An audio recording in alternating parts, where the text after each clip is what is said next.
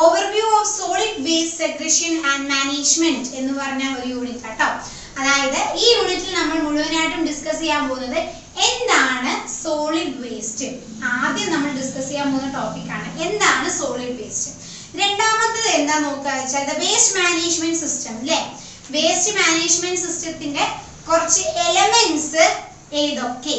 പിന്നെ മൂന്നാമത് നമ്മൾ ഡിസ്കസ് ചെയ്യാൻ പോകുന്ന ടോപ്പിക്കുകളാണ് ഓൺ സൈറ്റ് ഡിസ്പോസലും അതിന്റെ ഫങ്ഷൻസും, പിന്നീട് അങ്ങോട്ട് ഇൻസൈറ്റ് ഡിസ്പോസലും അതിന്റെ കുറച്ച് എക്സാമ്പിൾസും. ഇത്രയും കാര്യങ്ങളാണ് നമ്മൾ ഈ ഒരു യൂണിറ്റിൽ എന്ത് ചെയ്യാൻ പോകുന്നത്, ഡിസ്കസ്. മെയിൻ ആയിട്ട് നമുക്ക് പഠിക്കാനുള്ളത് ഇത് തന്നെയാണ് കേട്ടോ. സോ നമുക്ക് നോക്കിയാലോ. ആദ്യം തന്നെ ഏറ്റവും ഇമ്പോർട്ടന്റ് ആയിട്ടുള്ള ഒന്നാണ് എന്താണ് ഈ സോളിഡ് വേസ്റ്റ് എന്ന് പറഞ്ഞാല്. സോളിഡ് വേസ്റ്റ് എന്താണ് എന്നാണ് നമ്മൾ ആദ്യം നോക്കാൻ പോകുന്നത്. ആക്ച്വലി ശ്രദ്ധിച്ച് കേട്ടിരിക്കാം. സോളിഡ് വേസ്റ്റ് എന്ന് പറയുന്നത് നമുക്ക് ആവശ്യമില്ലാത്തതോ അതായത് ഉപയോഗപ്രദമല്ലാത്ത ഏത് വേസ്റ്റും ആരിൽ നിന്നും വന്നത്, മനുഷ്യനിൽ നിന്നോ അല്ലെങ്കിൽ ചെടിയിൽ നിന്നോ അതല്ല അനിമൽസിൽ നിന്നോ വന്നിരിക്കുന്ന ഗാർബേജിനെയാണ് നമ്മൾ എന്ത് പറയാ, സോളിഡ് വേസ്റ്റ് എന്ന് പറയാം. മനസ്സിലായല്ലോ. അതായത് എന്താണ്, അതായത് നമുക്ക് ആവശ്യമില്ലാത്തത്. ഓക്കെ, ഒരിക്കലും ഇനി ഇവിടുന്ന് അങ്ങോട്ട് ഉപയോഗപ്രദമല്ലാത്ത, അതായത് പ്യൂർലി യൂസ്ലെസ് ആയ, അതേപോലെ തന്നെ അൺവാണ്ടഡ് ആവശ്യമില്ലാത്തതുമായ ഗാർബേജുകൾ. എവിടെ നിന്നും വരുന്ന ഗാർബേജുകൾ, മനുഷ്യനിൽ നിന്നോ അല്ലെങ്കിൽ മനുഷ്യപ്രവൃത്തിയിൽ നിന്നോ അല്ലെങ്കിൽ അനിമൽസിൽ നിന്നോ അല്ലെങ്കിൽ ചെടികളിൽ നിന്നുമോ വരുന്ന ഗാർബേജുകളെയാണ് നമ്മൾ എന്ത് വിളിക്കുന്നത്, സോളിഡ് വേസ്റ്റ് എന്ന് നമ്മൾ വിളിക്കുന്നത്. മനസ്സിലായല്ലോ. ഓക്കെ, സോ ഇത് ഭയങ്കര ഇമ്പോർട്ടന്റ് ആണ്. ഇത് നമുക്ക് what is A solid waste, what is solid waste എന്നൊരു ചോദ്യം തന്നെ മുഴുവനായിട്ട് ചോദിക്കും. മനസ്സിലായല്ലോ. സോ അപ്പൊ ഇതീ ഒരു ഉത്തരമാണ് എഴുതേണ്ടത്. എന്താണ്, അൺവാണ്ടഡ് ആയതോ അല്ലെങ്കിൽ യൂസ്ലെസ് ആയിട്ടുള്ളതുമായ മനുഷ്യനിൽ നിന്നോ മൃഗങ്ങളിൽ നിന്നോ അല്ലെങ്കിൽ പ്ലാന്റ്സിൽ നിന്നോ വരുന്ന ഗാർബേജുകളെയാണ് നമ്മൾ എന്ത് വിളിക്കുന്നത്, സോളിഡ് വേസ്റ്റ് എന്ന് നമ്മൾ വിളിക്കുന്നത്. അപ്പൊ നമ്മൾ മനസ്സിലായി എന്താണ് സോളിഡ് വേസ്റ്റ് എന്നുള്ളത് അല്ലെ. അതെ, ഇനി നമ്മൾ നോക്കാൻ പോകുന്ന രണ്ടാമത്തെ ടോപ്പിക് ആണ് വേസ്റ്റ് മാനേജ്മെന്റ് സിസ്റ്റത്തിന്റെ വേരിയസ് ലെവൽസ് ആണ് അല്ലെ. ഓരോ സ്റ്റെപ്പുകൾ ഉണ്ടല്ലോ ഈ വേസ്റ്റ് മാനേജ്മെന്റ് സിസ്റ്റത്തിന്റെ. ആ ലെവലുകൾ എന്തൊക്കെയാണ് എന്നാണ് നോക്കാൻ പോകുന്നത്. വളരെ ഇമ്പോർട്ടന്റ്, അതായത് ഈ ഒരു ലെസണിൽ ഏറ്റവും കൂടുതൽ ഇമ്പോർട്ടന്റ് ആയിട്ടുള്ള ഒരു ടോപ്പിക് ആട്ടോ അത്. ശ്രദ്ധിച്ച് കേൾക്കുക. ഇത് നമ്മുടെ ടെക്സ്റ്റ് ബുക്കിൽ അഥവാ SLM കൊടുത്തിരിക്കുന്നത് പോയിന്റ് ആയിട്ടുള്ള പോയിന്റുകളുടെ രൂപത്തിലാണ് കൊടുത്തിട്ടുള്ളത്. സോ നിങ്ങൾ ആ പോയിന്റുകൾ മാത്രം ഒന്നും പഠിച്ചിട്ട് അതെന്താണ് എന്നൊന്ന് മനസ്സിലാക്കി ഓൺവേർഡ്സിൽ എഴുതിയാൽ മതി. ഓക്കെ, സോ നമുക്ക് നോക്കിയാലോ. വേസ്റ്റ് മാനേജ്മെന്റ് സിസ്റ്റത്തിന്റെ ഓരോ ലെവൽസ് നമുക്ക് നോക്കാം, അല്ലെങ്കിൽ ഓരോ സ്റ്റെപ്പുകൾ നമുക്ക് നോക്കാം അല്ലെ. ഓക്കെ, ഒന്നാമത്തെ സ്റ്റെപ്പാണ് വേസ്റ്റ് ജനറേഷൻ. എന്താണ് വേസ്റ്റ് ജനറേഷൻ? എന്താണ് വേസ്റ്റ് ജനറേഷൻ? വേസ്റ്റ് ജനറേഷൻ എന്ന് പറയുകയാണെങ്കിൽ ഇതേപോലുള്ള സോളിഡ് വേസ്റ്റുകളില്ലേ, എന്താണ് അൺവാണ്ടഡ് ആയ യൂസ്ലെസ് ആയിട്ടുള്ള സോളിഡ് വേസ്റ്റുകളെ കണ്ടെത്തി പിടിക്കുക എന്നുള്ളതാണ്. ആ ഒരു സ്റ്റെപ്പാണ് ഈ വേസ്റ്റ് ജനറേഷനിൽ എന്ത് ചെയ്യുന്നത്, നടത്തുന്നത്. ഓക്കെ, ഇനി രണ്ടാമത് നോക്കാം. On site handling, storage and processing. മനസ്സിലായല്ലോ.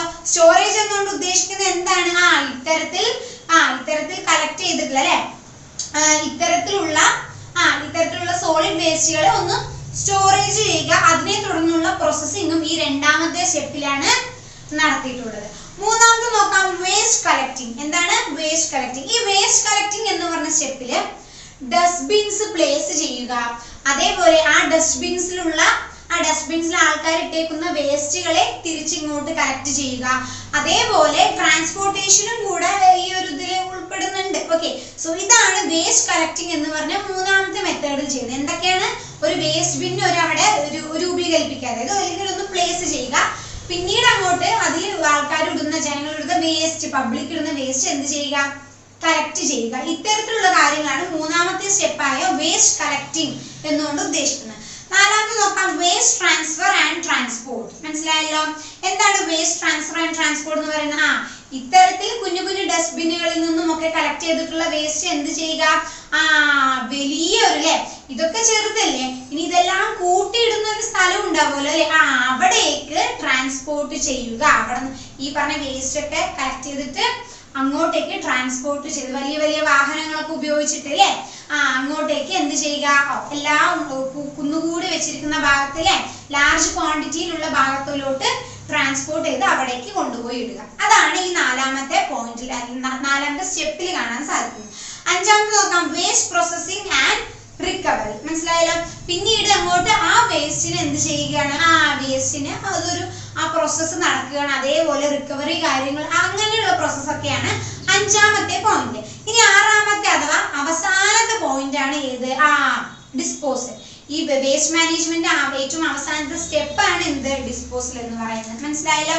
സോ ഇത്രയും കാര്യങ്ങളാണ് the major elements of waste management system. Waste management സിസ്റ്റത്തിന്റെ ഇത്രയും സ്റ്റെപ്പുകൾ കടന്നുകൊണ്ട് വേണം എന്ത് ചെയ്യാനാ, ഇത്രയും കാര്യങ്ങളാണ് എന്ത് വേസ്റ്റ് മാനേജ്മെന്റ് സിസ്റ്റം. മനസ്സിലായല്ലോ. ഇനി നമുക്ക് രണ്ട് കാര്യങ്ങളാണ് നമുക്കിവിടെ പഠിക്കാനുള്ളത്. എന്താണ് അടുത്ത ടോപ്പിക്, ഓൺ സൈറ്റ് ഡിസ്പോസൽ എങ്ങനെ എന്നും ഇൻസൈഡ് ഡിസ്പോസൽ എങ്ങനെ എന്നും അല്ലെ, ഓൺ സൈറ്റ് ഡിസ്പോസലും അതുപോലെ തന്നെ ഓഫ് സൈറ്റ് ഡിസ്പോസലും എങ്ങനെ എന്നാണ് നമ്മൾ ഇനി നോക്കാൻ പോകുന്ന ടോപ്പിക്. ഓക്കെ, ആദ്യം തന്നെ ഓൺ സൈറ്റ് ഡിസ്പോസൽ, അതിന്റെ കുറച്ച് എക്സാമ്പിൾസ് നോക്കാം.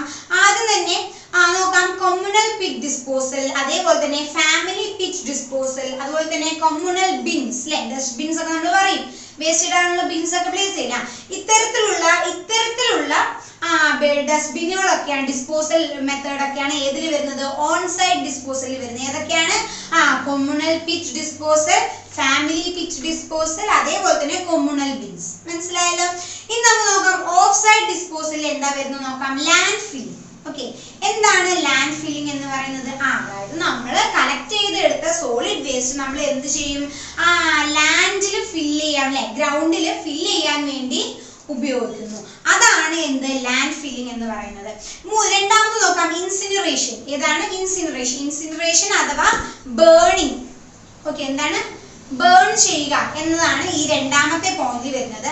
മൂന്നാമത്തെ കമ്പോസിംഗ് ഉണ്ട്. കമ്പോസ്റ്റിംഗ് എന്ന് പറഞ്ഞാൽ എന്താ, നമ്മുടെ വെജിറ്റബിൾസും അല്ലെ, അതേപോലെ തന്നെ വെജിറ്റബിൾസ്, ഫ്രൂട്ട്സിന്റെ തൊലികളിൽ, അതായത് ചുരുക്കം പറഞ്ഞ ഓർഗാനിക് വേസ്റ്റുകളൊക്കെ കമ്പോസ്റ്റ് ചെയ്യുക എന്ന ഒരു മെത്തേഡും ഏതിൽ വരുന്നുണ്ട്, ഓഫ് സൈറ്റ് ഡിസ്പോസലിലെ ഓപ്ഷൻസിൽ വരുന്നുണ്ട്. പിന്നെ അടുത്താണ് റീസൈക്കിൾ. നമുക്കറിയാം അല്ലെ, ഉപയോഗിച്ച വസ്തു നമ്മൾ എന്ത് ചെയ്യുക, റീസൈക്കിൾ ചെയ്ത് വീണ്ടും ഉപയോഗിക്കുക. ഇത്തരത്തിലുള്ള കുറച്ച് എന്താണ് മെത്തേഡുകളാണ് ഏതിൽ വരുന്നത്, ഓഫ് സൈറ്റ് ഡിസ്പോസൽ ഓപ്ഷൻസിൽ വരുന്നത്. ഏതൊക്കെയാണ്, ലാൻഡ് ഫില്ലിംഗ്, ഇൻസിനറേഷൻ അല്ലെങ്കിൽ എന്താ ബേണിംഗ്. മൂന്നാമത്തെ എന്താ, കമ്പോസ്റ്റിംഗ്. കമ്പോസ്റ്റിംഗ് എന്ന് പറയുമ്പോൾ ഓർഗാനിക് മെറ്റീരിയൽസ് ആയിട്ടുള്ള വെജിറ്റബിൾസ്, പിന്നെ ഫ്രൂട്ട്സിന്റെ അതൊക്കെയാണ് നമ്മൾ എന്ത് ചെയ്യുന്നത്, കമ്പോസ്റ്റിംഗ് ചെയ്യാൻ ഉപയോഗിക്കുന്നത്. പിന്നീട് റീസൈക്കിൾ. ഇത്തരത്തിലുള്ള സ്റ്റെപ്പുകളൊക്കെയാണ് നമുക്ക് മെയിൻ ആയിട്ട് ഈ ഒരു യൂണിറ്റിൽ പഠിക്കാനുള്ളത് കേട്ടോ. ഭയങ്കര ഇമ്പോർട്ടന്റ് ആയ പാഠം തന്നെയാണ്. ഞാൻ വേണം ഒന്നുകൂടെ നമുക്കൊന്ന് ഓടിച്ചു നോക്കാം. എന്തൊക്കെയാണ്? ആദ്യം തന്നെ സോളിഡ് വേസ്റ്റ് എന്ന് പറഞ്ഞാൽ എന്താണ്, അൺവാണ്ടഡ് ആയിട്ടുള്ള യൂസ്ലെസ് ആയിട്ടുള്ള ഏത് ഗാർബേജും, അത് എവിടുന്ന മനുഷ്യനിൽ നിന്നോ ആനിമലിൽ നിന്നോ പ്ലാന്റ്സിൽ നിന്നുമായി വരുന്ന ഏതൊരു ഗാർബേജിനെ നമ്മൾ എന്ത് പറയുന്നു, സോളിഡ് വേസ്റ്റ് എന്ന് പറയുന്നു. രണ്ടാമത്തെ ടോപ്പിക് ഏതാ, വേസ്റ്റ് മാനേജ്മെന്റ് സിസ്റ്റത്തിന്റെ ഡിഫറെന്റ് ലെവൽസ് ആണ് അല്ലെ പറഞ്ഞത്. എത്ര എണ്ണം ഉണ്ട്, 6 സ്റ്റെപ്പുകളാണ് അതിലുള്ളത്. ഒന്നാമത്തെ ഏതാണ്, വേസ്റ്റ് ജനറേഷൻ, അതുപോലെ തന്നെ on site handling, storage and processing. മൂന്നാമത്തെ വേസ്റ്റ് കളക്ടിംഗ്. നാലാമത്തെ എന്താണ്, വേസ്റ്റ് ട്രാൻസ്ഫർ ആൻഡ് ട്രാൻസ്പോർട്ട്. അഞ്ചാമത്തെ വേസ്റ്റ് പ്രോസസിംഗ് ആൻഡ് റിക്കവറി. ഏറ്റവും അവസാനത്തെ ഏതാണ്, ഡിസ്പോസൽ. ഇത്തരത്തിലുള്ള സ്റ്റെപ്പുകളും അതിന്റെ വിശദീകരണമൊക്കെ ഞാൻ പറഞ്ഞു അല്ലേ. ഓക്കെ, അത് കഴിഞ്ഞാൽ പിന്നെ ഓൺ സൈറ്റ് ഡിസ്പോസലുകളുടെ കുറച്ച് എക്സാമ്പിൾസ് ആണ്. അതെന്താണ്, ഈ പറഞ്ഞ പിറ്റുകൾ അല്ലെ, അതെന്താണ്, communal pit disposal, family pit disposal, അതുപോലെ തന്നെ കൊമ്മുണൽ ബിൻസ്. ഇത്തരത്തിലുള്ള മെത്തേഡുകളൊക്കെയാണ് അല്ലെങ്കിൽ ഓപ്ഷൻസുകളൊക്കെയാണ് ഓൺ സൈറ്റ് ഡിസ്പോസൽ വരുന്നത്.